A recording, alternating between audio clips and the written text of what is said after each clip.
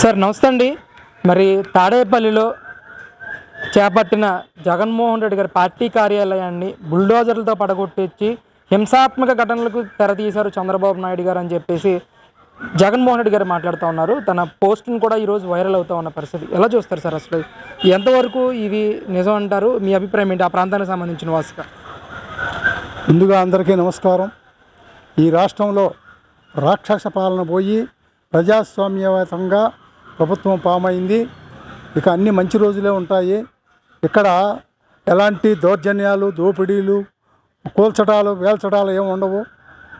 నిజం చెప్పాలంటే ఇప్పుడు జరిగిన ఒక దురదృష్టకర సంఘటన అది. వాళ్ళకి నోటీసులు ఇచ్చినా అక్కడ ఆ కార్యక్రమాన్ని జరపకూడదని మంగళగిరి మున్సిపాలిటీ నుంచి నోటీసులు ఇచ్చినా కానీ అప్పటి ముఖ్యమంత్రి గారు ఆ నెలలో, మే నెలలో అవన్నీ ఖాతరు చేయకుండా వాళ్ళ మీద ఎమ్మటే రాత్రులు ఒకటో స్లాబు, రెండో స్లాబులని వాళ్ళు ఇష్టానుసారంగా వేసేసి దానికి అనుమతులు లేకుండా చేసుకున్నారు. కాబట్టి ఆ కార్యక్రమాన్ని వాళ్ళు మున్సిపాలిటీ వాళ్ళు కార్యక్రమానికి ముందుకెళ్తే వాళ్ళు కోర్టుకు వెళ్ళారు. వైసీపీ వారు కోర్టు సమన్యాయంగా వారికి ఏది ఇది ఉంటే దాన్ని చేయమని ఆర్డర్ ఇచ్చింది. ఆ కోర్టు ఆర్డర్ ప్రకారం మున్సిపల్ కమిషనర్ వారు దగ్గరుండి ఆ కార్యక్రమాన్ని మొత్తంగా కూల్చి అది పూర్తి చేశారు. అంతేగాని తెలుగుదేశం పార్టీకి దానికి వాళ్ళకి సంబంధం లేదు. తెలుగుదేశం పార్టీ మీద బురద చల్లటం, తెలుగుదేశం పార్టీ మీద ఫస్ట్ నారా చంద్రబాబు నాయుడు బయటకు లాగటం ఇదే వీళ్ళకి హ్యాబీ అయిపోయింది. వాళ్ళకిలాగా దౌర్జన్యాలు, దుర్మార్గాలు ఉండవు. ప్రజావేదిక ప్రజల కోసం కట్టిన వేదికని కూల్చేసిన మొదటి వ్యక్తి అతని రికార్డులు సృష్టించాడు. ఆ విషయం కూడా ఇక్కడ చంద్రబాబు నాయుడు గారు ఒక విషయం చెప్పారు. మనము కూల్చిన కాడి నుంచే మొదలు పెడదాం, కానీ కూల్చింది అట్లాగే ఉండాలి. అది ఉంటే ప్రతి ఒక్కరు మనం స్ఫూర్తి పొంది దాని ద్వారా మన రాష్ట్రాన్ని అభివృద్ధి చేసుకుందామని ఒక విషయం చెప్పాడు. జపాన్ను ఆదర్శంగా తీసుకొని మనం ఆ కార్యక్రమంతో ముందుకెళ్దామని మా చంద్రబాబు నాయుడు గారు కార్యకర్తలకు కూడా చెప్పాడు. మీరు ఊరక దౌర్జన్యంగా అదని ఇదని మా మీద నిందలేయద్దు. మా పరిపాలనలో అలాంటివి ఉండవు. ఇది జగమెరిగిన సత్యం. సార్, ముఖ్యంగా ఇక్కడ తాడేపల్లిలో పార్టీ కార్యాలయం కడుతున్న భూమి ఎవరిది? అసలు దేనికి సంబంధించింది? ఒకవైపు హైకోర్టు ఆదేశాలు ఉన్నా కానీ బేఖరత్తు చేశారు. చంద్రబాబుని కక్షపూరితంగానే ఈ విధంగా వ్యవహరిస్తూ ఉన్నారు, పార్టీ కార్యాలయాల మీద దాడులు చేస్తూ ఉన్నారని చెప్పేసి కూడా వైసీపీ నాయకులు మాట్లాడుతూ ఉన్నారు. ఏంటి సార్ ఎలా చూస్తారు? అది చాలా దౌర్జన్యం అండి వాళ్ళది. వాళ్ళు ఏం మాట్లాడతారో వాళ్ళకే తెలియదు. ఒకళ్ళకి సంబంధం ఉండదు. వాళ్ళ నోటికొచ్చిందే మాట ఏది పడితే అది మాట్లాడితే అది అర్థం లేనిదండి. ఈరోజు అది బోట్ క్లబ్కు సంబంధించిన స్థలము. ఆ స్థలంలో కన్స్ట్రక్షన్ జరగకూడదు. జరగాలి అంటే అనుమతులు పొందాలా. అనుమతులు లేకుండా మీ ఇష్టం వచ్చినట్టు కట్టి మీ ఇష్టారాజ్యంగా మీదే ప్రభుత్వం ఉన్నట్టుగా గుర్తించి వాళ్ళు చేసిన పనికి ఎవరినో నిందించడం అది కరెక్ట్ కాదు. మీరు కోర్టుకు కూడా వెళ్ళారు. కోర్టే చెప్పింది కదా అది కూల్చండి చక్కగా అని.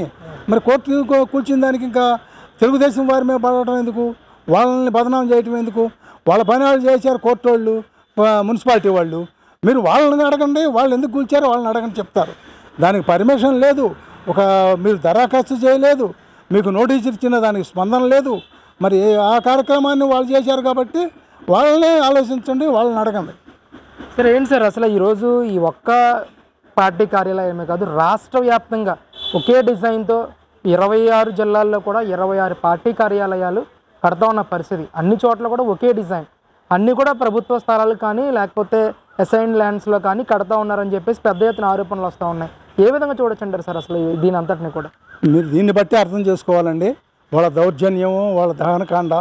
ప్రతి ఒక్క జిల్లా హెడ్ క్వార్టర్లో వాళ్ళ పార్టీ కార్యాలయం 4 అంతస్తులు, 3 అంతస్తులు, 2 ఎకరాలు, 3 ఎకరాలు ఆక్రమించేసుకొని వాళ్ళు ఇష్టం వచ్చినట్టు ఇష్టానుసారంగా కట్టేశారు.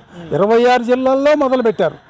మేమే వస్తాము, మాదే అధికారము అని ఎవరు మాట్లాడటానికి లేదు, చెప్పడానికి లేదు. నోరెత్తితే ఆ రకంగా చేసి ఆ దహనకాండని కొనసాగించారు. ఇప్పుడు అవన్నీ ఉడకవండి, పప్పులు ఉడకవు. ఇప్పుడు ఎక్కడికక్కడ ప్రతి ఒక్కటి వెలుగులోకి వస్తుంది. ఆ యొక్క విషయాలన్నీ కూడా క్షుణ్ణంగా పరిశీలించి రాష్ట్రంలో ఏ కార్యక్రమాన్ని ఎలా చేయాలో కలెక్టర్లకు అప్పచెప్తారు. కలెక్టర్ వారు చూసి ఆ కార్యక్రమాన్ని కొనసాగిస్తారు. ఏంటి సార్ మరి ఎలా అనిపిస్తూ ఉంది? ఈరోజు జగన్మోహన్ రెడ్డి గారు ఒకవైపు ట్వీట్లు కానీ సోషల్ మీడియాలో పోస్టులు కానీ టీడీపీయే ఈరోజు మా మీద అహంకారపూర్వకంగా మా మీద ప్రయత్నిస్తూ ఉంది, తప్పుడు కేసులు పెడతా ఉందని చెప్పేసి అలాగే టీడీపీ వాళ్ళు వైసీపీ కార్యకర్తల మీద దాడులు చేస్తున్నారని చెప్పి ఎన్నో రకాలుగా ఆరోపణలు వస్తున్న తరుణంలో ఏ విధంగా రియాక్ట్ అవుతారు? గత 5 సంవత్సరాలుగా వారు చేసిన హింస, దౌర్జన్యం, దహనకాండ, రోడ్లు లేవు, రాజధాని లేదు, పనులు లేవు, ఆ రకంగా చేసి వాళ్ళు ఆ ఆనందాన్ని పొంది ఉన్నారు. కాబట్టి ఆ యొక్క ఇది ప్రతి ఒక్కళ్ళకి ఉంటుంది. ఇప్పుడు ఆ ప్రభుత్వం వచ్చింది కాబట్టి మనకు 11 ఇచ్చారు. ఆ 11 సీట్లలో మనం ఏం చేయలేము, మన వల్ల కాదు. మనం అట్లా దౌర్జన్యంగా మాట్లాడాలి అంటే ప్రెస్ మీట్లు పెట్టి దొంగ మెసేజ్లు పెట్టి ఈ రకంగా బదనాం చేయడం తప్ప వాళ్ళకి ఏం చేత కాదు. అసెంబ్లీలో స్పీకర్ ఎన్నిక జరుగుతుంటే పారిపోయారు. ఎన్నిక కూడా రాలా. ఎన్నిక అయిపోయిన తర్వాత స్పీకర్ గారు ఛాంబర్ మీద తీసుకెళ్ళడానికి అక్కడ రాలా. వాళ్ళ వ్యవహారము, వాళ్ళ పద్ధతి మంచిది కాదండి. మనం చెప్పుకోవడం కూడా వేస్ట్. వాళ్ళదంతా చెప్పేది ఒకటి, చేసేది ఒకటి. పైకి ఏదో చెప్తారు చేస్తాము, పైకి ఒక మాట చెప్తారు, లోనకు వేరే బుద్ధి అని. వాళ్ళ వ్యవహారము, వాళ్ళ కథ అట్లాగే ఉంటాయి. వాళ్ళ గురించి మనం ఆలోచించడం వేస్ట్. ఇలాగా ఆలోచించుకుంటా ఉంటే మనం చేయాల్సిన పనులు మనం చేయకుండా మళ్ళీ బదనం అయిపోతాం. ప్రజలకు సేవ చేసుకోవాలి తెలుగుదేశం పార్టీ. అదే కంకణబద్ధులమై ఆ కార్యక్రమంలో ఉంటాం. అంటే సోమవారం నుంచి జరిగే అసెంబ్లీ సమావేశాలకి జగన్మోహన్ రెడ్డి గారు వచ్చే అవకాశం ఉందంటారా? అసలు స్పీకర్ని ఎన్నుకునే పరిస్థితుల్లో వాళ్ళని తీసుకెళ్లి ప్రతిపక్షాలు కూడా తోడై ఉండాలి. మరి ఈరోజు ఆ సాంప్రదాయానికి తెగదెంపులుగా జగన్మోహన్ రెడ్డి గారు అసెంబ్లీకి వెళ్ళకపోవడాన్ని ఏ విధంగా చూడొచ్చు అంటారు? అతనికి రాజ్యాంగం అంటే విలువ లేదు, ఈ వ్యవస్థలంటే అభిమానం లేదు. అలాంటి వ్యక్తిని మనం ఏం చెప్తామండి? రేపు వస్తాడో రాడో అతనికే తెలియాలా, వాళ్ళ కార్యకర్తలకు తెలియాలా, వాళ్ళ ఎమ్మెల్యేలకు తెలియాలి.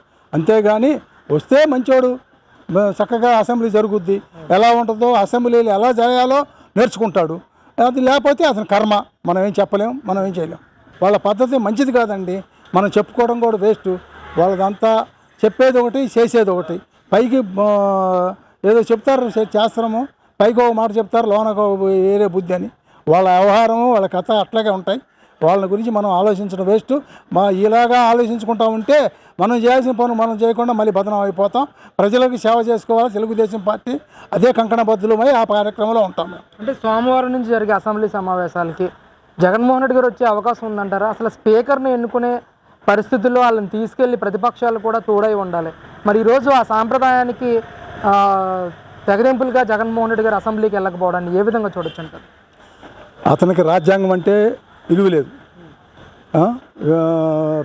ఈ వ్యవస్థలంటే అభిమానం లేదు. అలాంటి వ్యక్తిని మనం ఏం చెప్తామండి?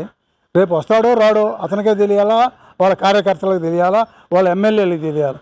అంతేగాని వస్తే మంచోడు, చక్కగా అసెంబ్లీ జరుగుద్ది, ఎలా ఉంటుందో అసెంబ్లీలు ఎలా జరగాలో నేర్చుకుంటాడు. అది లేకపోతే అతని కర్మ. మనం ఏం చెప్పలేం, మనం ఏం చేయలేం.